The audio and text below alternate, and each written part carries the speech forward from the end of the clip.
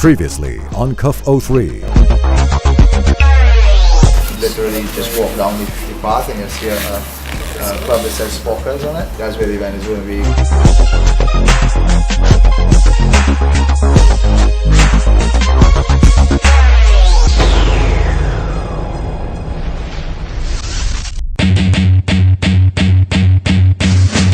be. Today, each fighter was separated from their opponents for training sessions at the Torokan Dojo.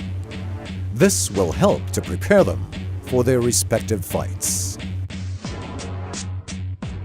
Well, I started Torokan Dojo back in 2005. We started off on a really small scale, and then January 2010, we created this establishment. Even on an international level, this is one of the best schools there is. And so that makes me feel very proud. My name is Bolling. Started fighting my second semester, my senior year of college, after I'd finished with football and wrestling.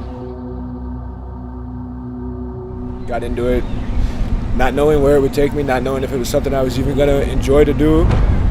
But I kept at it, and fought 20 amateur fights, turned professional. And I believe the strongest part of my game would be my stand-up. I have a lot of reach on my opponent.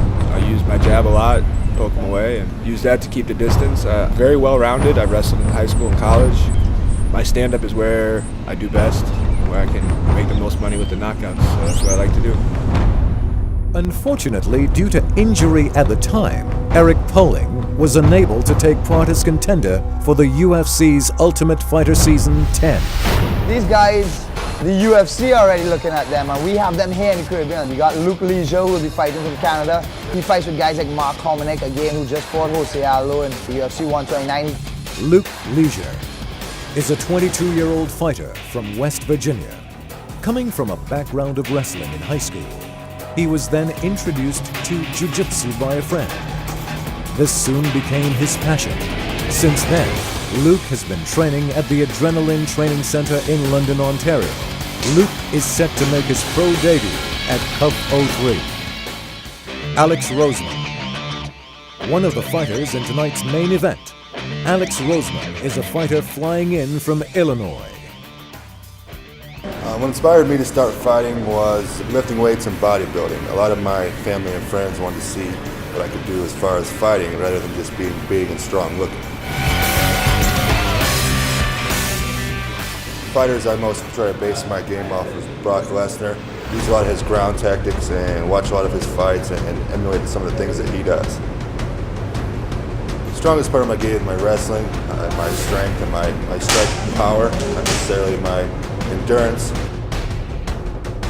And if you can get past my onslaught of hard punches, you'll be in the clear, but if not, you'll be done for. Now, on to the one Torokan's calls the machine. My name is Jivan Ramkisu. I train with Torokan Dojo under Sensei Adam. Jivan and I have known each other for just about 4 years. When Jivan first came to me, he was already a martial artist. In his own right, he did Shotokan karate for a number of years. I've been doing martial arts since I was 5 years old. My main art, I guess, is jiu-jitsu, but I love everything.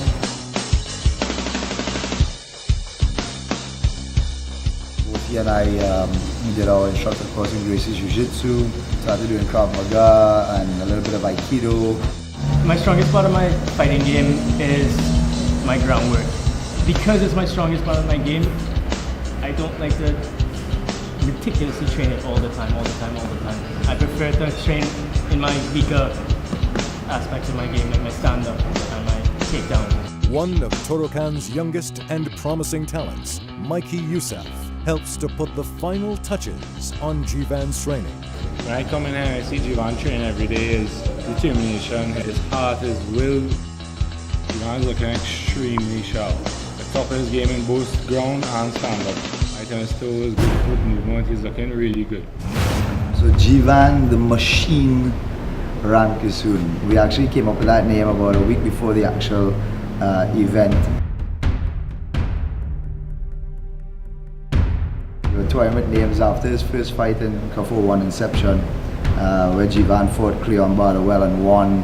Not a lot of people got to see Jivan, our local boy, fight, and he fought exceptional. Took it 3 rounds against a hard fighter. I personally set a goal for myself that I was going to train harder than I've ever trained for any fight, anything in my life. For this particular fight, you have me train for 3-4 hours a day, running, weight training, plyometrics, jiu-jitsu, stand-up game, takedowns, sparring. Since I was coming up with a strategy for Jivan to be aggressive as soon as he comes out.